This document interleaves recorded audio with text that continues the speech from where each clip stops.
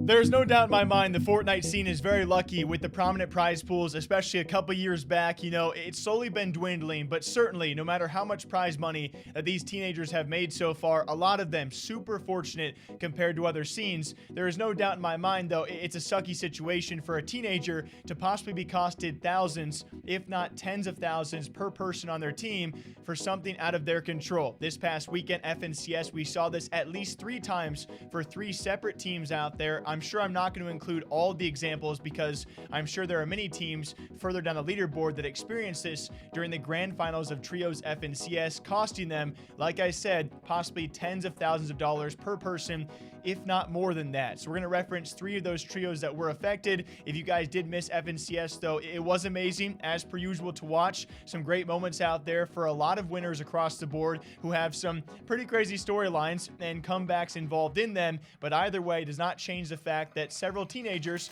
had a lot of money taken out of their pockets by Epic Games for something out of their control, that being lobbying game crashes, forbidding them from even entering the game and having a chance to earn more points. I would say someone probably costed the most amount of money in all of this is going to be someone like Noah Riley, him and his trio. Again, there's probably other trios further down the leaderboard that were still impacted by this and costing thousands of dollars. In Noah's case, potentially tens of thousands, as him and his trio eventually got 3rd over there in Europe. But Noah took to Twitter to say he crashed last game. Unfortunately, that's the difference between who knows what he could have done and brought in points-wise that last game. They placed 3rd, bringing home $135K, what could have been 2nd and $210,000, or who knows, maybe even 1st and $300,000.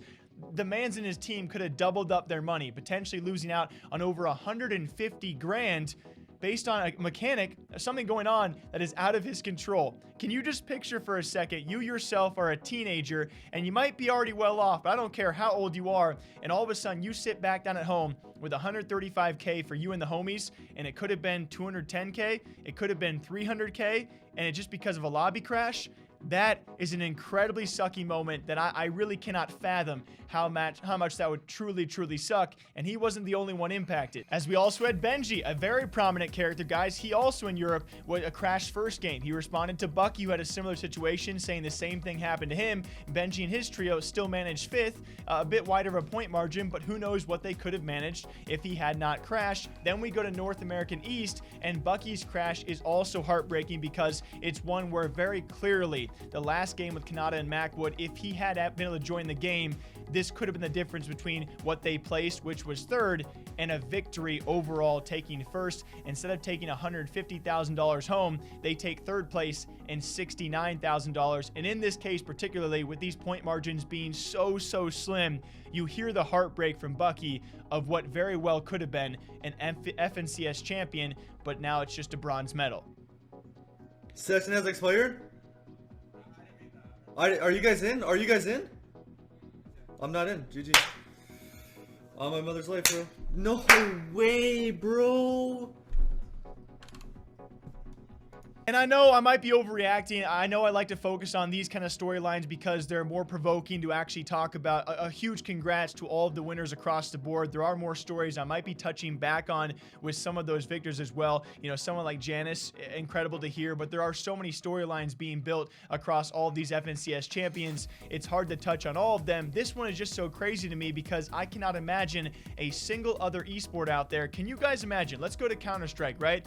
We got a Boston E-League major final between Cloud9 and FaZe Clan. Heck, you can throw any teams in there. We go to map 3 overtime, and Stewie2K, he disconnects, and Valve is like, oh, play it out. We'll be fine. That's what this, and again, that might be a brash example, but think about that. Any other prominent esport where there's a disconnect or someone can't connect to the game, and Valve's like, play it 4v5. You'll be fine. And in this case, 2v3 or, 2v lobby.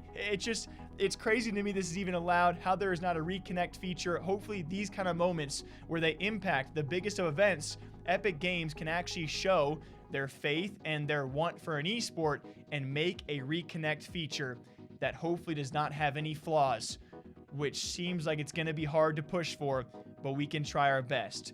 My thoughts go out to the players out there impacted, but of course it was still very fun to watch and some very cool moments all across the board. What do you guys think? Until next time, drink some water, drink some coffee. I'll catch you guys back here next time.